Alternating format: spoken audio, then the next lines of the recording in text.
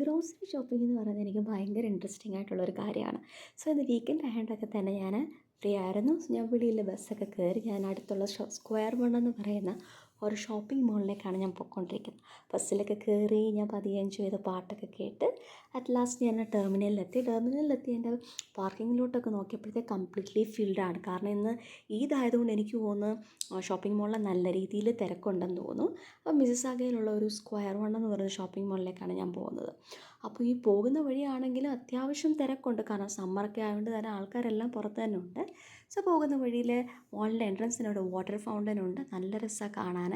പിള്ളേരൊക്കെ നിന്ന് അവിടെ നിന്ന് എൻജോയ് ചെയ്യുന്നുണ്ട്. ലാസ്റ്റ് ഞാൻ മോളിലേക്ക് കയറിയപ്പോഴും റെസ്റ്റോറൻറ്റ്സിലൊക്കെ നല്ല തിരക്കാണ്.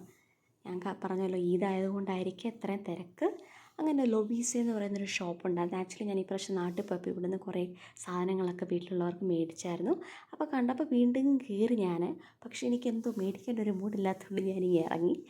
ഞാനങ്ങനെ എൻ്റെ ലക്ഷ്യസ്ഥാനമായ വോൾമാർട്ടിലേക്ക് നടന്നു. എനിക്ക് ആക്ച്വലി ഒരു ബഡ്ജറ്റൊക്കെ ഉണ്ട്, പിന്നെ എന്തൊക്കെ സാധനം മേടിക്കേണ്ടത് ലിസ്റ്റൊക്കെ ഉണ്ട്. അങ്ങനെ ലാസ്റ്റ് ഞാൻ പോയി സാധനമൊക്കെ മേടിക്കാൻ തുടങ്ങി. പിന്നെ വീട്ടിലാണെങ്കിൽ എവിടെ ആണെങ്കിലും ഈ ഒരു ഏരിയ എന്ന് പറയുന്നത് എനിക്ക് ഭയങ്കര ഇഷ്ടമുള്ളതാണ്. എനിക്കാണെങ്കിൽ ഒരു സോസ് പാനും വേണം. അപ്പോൾ അത് ഞാൻ പോയി നോക്കി. പക്ഷേ അതിൻ്റെ പ്രൈസ് റേഞ്ച് കണ്ടപ്പോൾ എനിക്ക് മനസ്സിലായി എന്നെക്കൊണ്ട് പറ്റത്തില്ല എന്ന്. സോ അത് ഞാൻ അവിടെ വെച്ചു. പിന്നെ എപ്പോഴെങ്കിലും മേടിക്കാമെന്ന് വിചാരിച്ചിട്ട് ഞാൻ എൻ്റെ ലിസ്റ്റിലുള്ള കുറച്ച് സാധനം മേടിക്കാനൊക്കെ പോയി.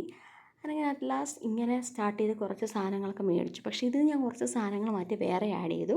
അതെന്താണെന്നുള്ളത് നമുക്ക് അടുത്ത വീഡിയോയിൽ കാണാം. Bye bye.